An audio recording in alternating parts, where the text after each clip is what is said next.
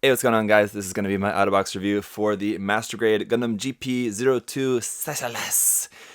This was an interesting build, I have to say. It's a very old Master Grade, and it's got some issues. Yeah, it's a very loved design, and I think this was probably, a lot of people were very happy about this kit coming out, and this was definitely on my want list for a long time when I was really early first getting into Gundam, and like I had seen the series and I thought it was a really cool design. I thought I really want to get that Master Grade, and just never did for the longest time, but then finally had the chance to get it thanks to a fan of the channel, friend Cody, was so kind to basically just hook me up with the kit and say have fun with it. So a big thank you to him for giving me the chance, and it has been interesting. I can definitely see, like, the main thing for me has been looking at the kit and trying to see what I can do with it, just because it's got some issues for sure. And so it's been interesting just kind of thinking about what I can do with this kit to try to make it better.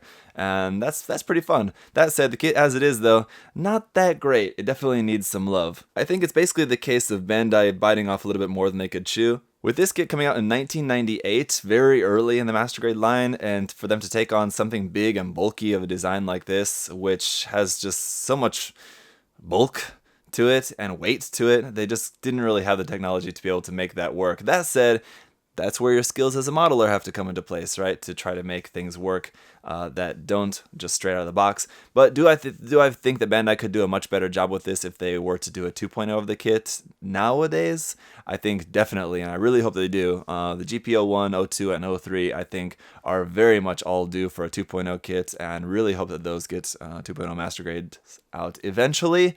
I'm not sure if or when that's going to happen. I'm sure they probably will at some point, just because of how dated they are and how popular they are as designs, I think.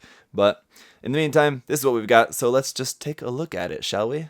Alright, so first a reminder of the stickers that we get included with this kit. So we've got just these marking stickers, of which I use just this big one there for the shield, but there's still a couple of Xeon markings and caution markings and things on there. Then we also have a set of dry transfers, again the big 02 for the shoulder, Xeon markings, little markings here all around for that, some triangles, stars, and all that. We've got our little standing pilot figure here, which is pretty generic. I don't really think this is supposed to be Ana Gato. It's just a very, very thin 1/100 scale standing pilot figure. And then for hand options, here on the kit you can see I've got these just closed fists, which are also very thin. They're kind of very flat.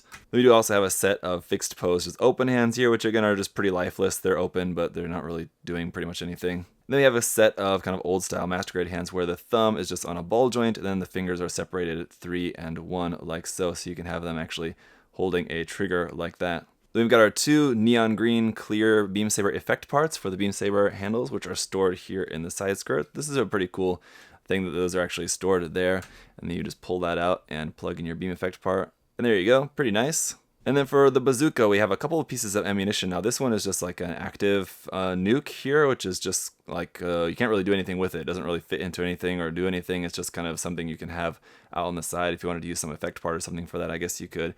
And then we have this, I just like folded one, this one, which actually just fits into the backpack. So if we go around here to the back, you'll see there's this door here that just opens up, and then you can slide that into the backpack. There you go, that will just fit inside there, close up the door, and there you go, it's in its backpack. And then of course we have the giant shield, which is very big. It's almost as tall as the Gundam itself.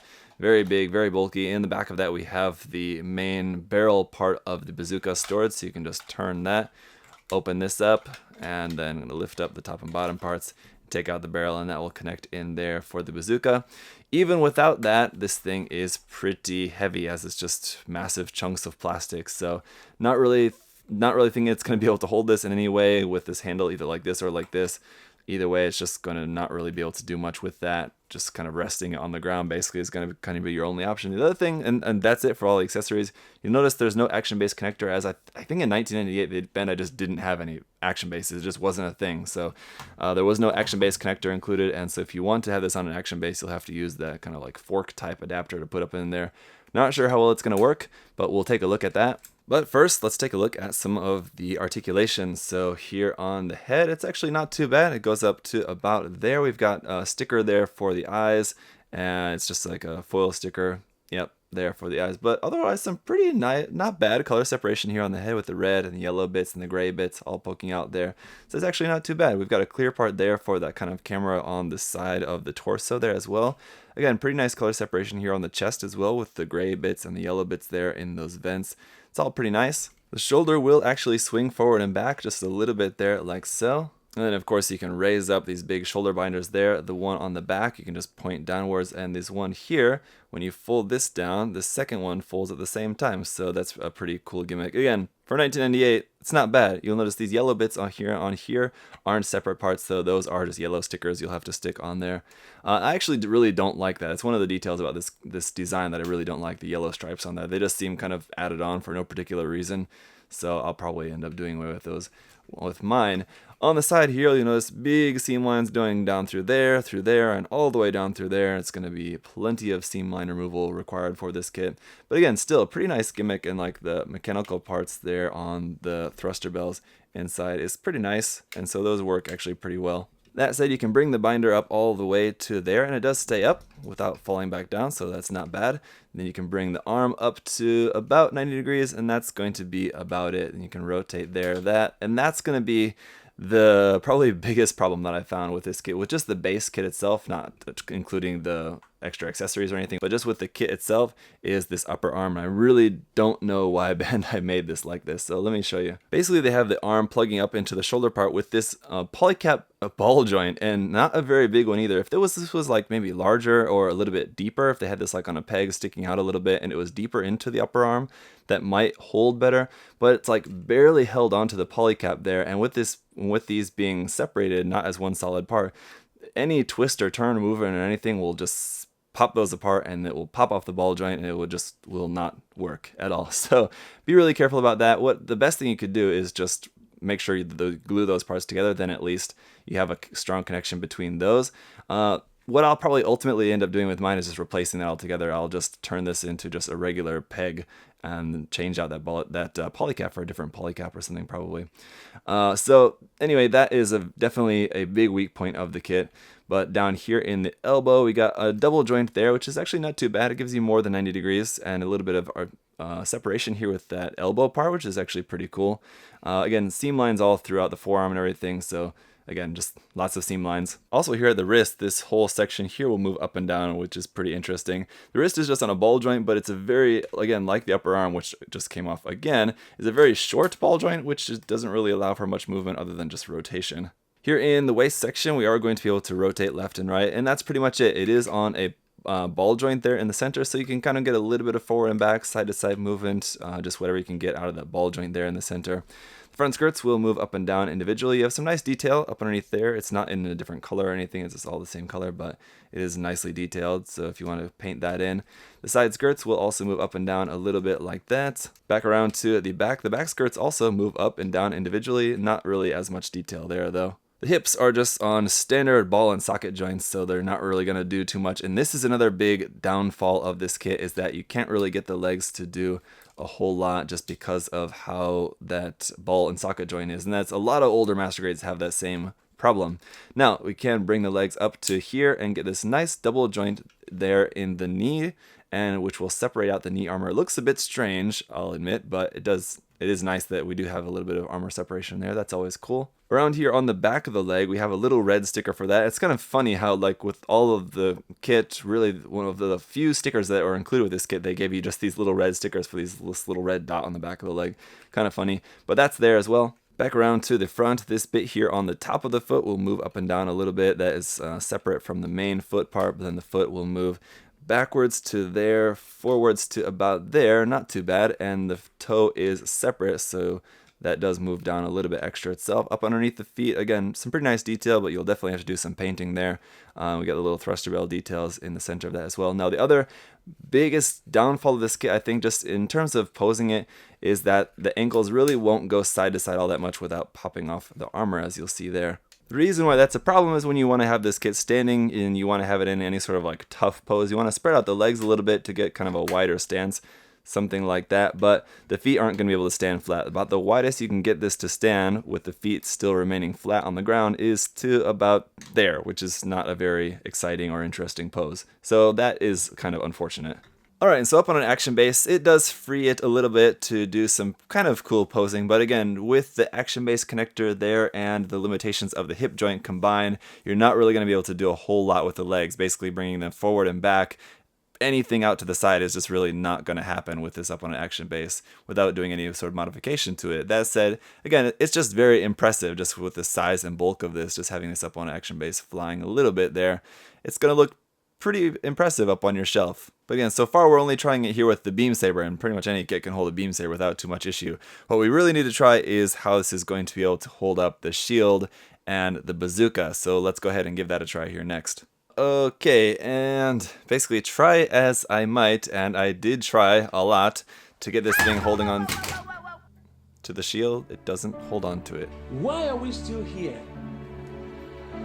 So instead, I'm going to try this little balancing act here of having him just giving his shield a nice big hug, because that is, I think, about all that's really going to be good for without doing any sort of modification. Now, the problem with holding the shield is not really too much as to do with the shoulder or with the elbow. Those joints seems kind of solid enough.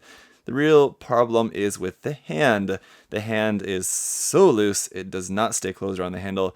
To be able to hold up that weight, the hand needs to be able to stay closed, or we need a fixed posed closed hand, which I think could have definitely helped a lot. It still wouldn't have been able to hold the shield easily, but it definitely would have been able to hold the shield a little bit better than what we got now if they would have just included a simple fixed posed closed hand to hold that.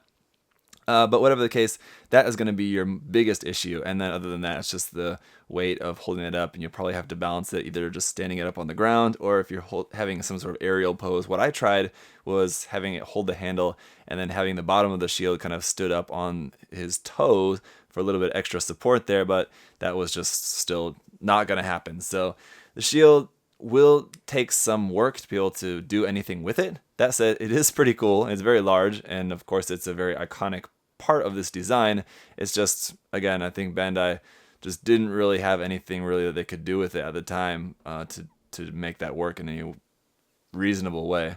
Alright, and for a quick size comparison here we have the Master Grade Jagan, and despite the kit being much more bulky, it's really not that considerably taller or bigger just in terms of like the main head and torso and arms and legs. It's all pretty much standard, it's just got a whole lot of more bulk obviously there on the shoulder binders and on the legs. And now, if you thought the shield was going to be the extent of its major accessory problems, this giant bazooka is not exactly the easiest thing to pose either. Now, just to getting it into a simple basic pose like this is pretty fine, but that's pretty much about all that you're going to be able to do with it. The shoulder binder does kind of get a little bit in the way of the part that folds over the top of the shoulder, and we have the little camera sight, which kind of like pulls out of the body of that as well, which is pretty cool. The little clear piece inside there, though, does pop out very easily, so as you might be able to notice in mine, it doesn't have the clear piece in there for that camera because it just kept popping out. So you'll have to probably glue that into place. And yeah, you're just very limited in terms of the posability with this. That said, the forward handle does move forward and back, so you are able to get that kind of held in the hand, sort of, so that it looks at least passable. And again, whatever the case is, it's just going to be very eye-catching having this big giant bazooka on this big giant bulky Gundam like this. It does look very impressive nonetheless. I mean, despite the kit, its age and all of that, if you just saw this just like this as is, it's still going to be looking pretty cool until you take a closer look and notice all the seam lines and everything like that. But otherwise, it's going to be a pretty cool looking Master Grade. So again, I think kind of the most fun thing about this for me is going to be figuring out how to improve it as a kit. Out of the box, not that great, but definitely I wouldn't say if you're a big fan of the kit, I wouldn't say just don't get it. If you like it, then go for it and, you know, have some fun with it, do some work and improve it and paint it and make it look its best, then by all means go for it. If you want to wait and hold out for a 2.0, I don't really know how long you'll be waiting. Hopefully it's not that long, but again, hopefully Bandai does get around to making a 2.0 of this kit someday. I just have no idea when that might possibly be, but anyway, fingers will be crossed. That said, the list price of 4,000 yen for this kit. Of course, there's a lot of other Master Grades that you can get that are probably much better in most respects for around the same price or cheaper. But for the amount of bulk and the amount of plastic that you're getting in this, it's a pretty large amount of plastic and it's a pretty large mobile suit. So I do think you are probably getting your money's worth with that. Other than that, guys, any further questions or comments you might have, feel free to leave those down in the comment section below. Thank you so much for watching. Thank you again to Cody for sending me this kit. And that's all for the review, guys. See you next time. Bye-bye. Thanks for watching.